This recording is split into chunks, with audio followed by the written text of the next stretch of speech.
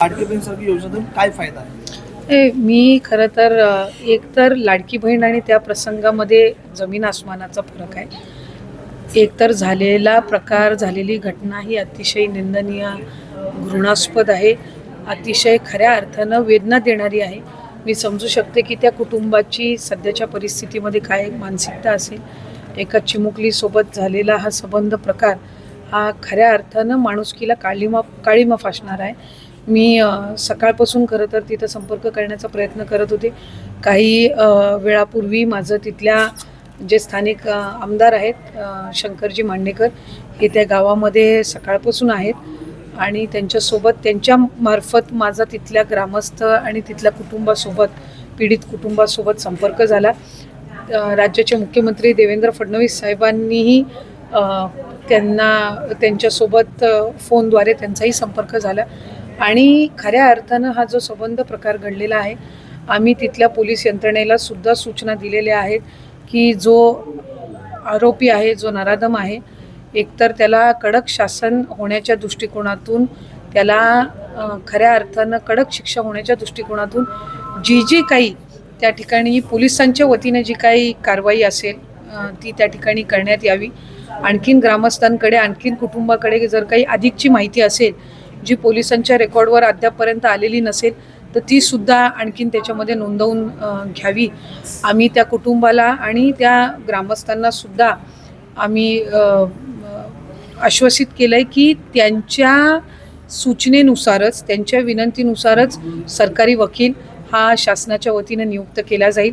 ती हमी राज्याचे मुख्यमंत्री फडणवीस साहेबांनी सुद्धा मुख्यमंत्री म्हणून आणि विभागाच्या म्हणजे गृह विभागाच्या वतीने सुद्धा दिली. महिला व बालकल्याण विभागाच्या वतीने सुद्धा आम्ही ज्या काही कुटुंबाला या संबंध प्रक्रियेमध्ये झालेल्या प्रकरणामध्ये जो काही एक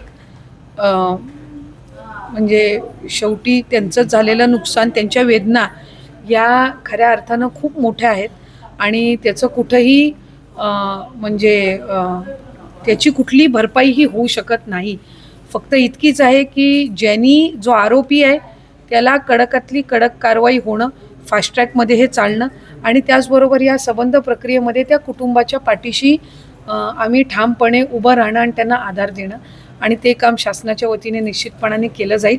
मी सातत्याने त्या ग्रामस्थांच्या आणि कुटुंबाच्या आणखीनही संपर्कात त्या ठिकाणी आहे. अजूनही स्थानिक आमदार तिथेच आहेत. आत्ताही 5 मिनिटापूर्वी माझा त्यांच्यासोबतच पुन्हा एकदा संपर्क झाला आणि त्या संबंध प्रकरणामध्ये जी ग्रामस्थांची आणि जी त्या पीडित मुलीच्या कुटुंबाची जशी त्यांची त्याच्यामधली सूचना असेल, जशी त्यांची इच्छा असेल, त्यानुसार याच्यामध्ये संबंध प्रक्रिया जी आहे ती राबवली जाईल. कारण शेवटी पीडितेला न्याय मिळणं, त्या कुटुंबाला न्याय मिळणं हे शासनाच्या वतीने अधिक महत्त्वपूर्ण आहे.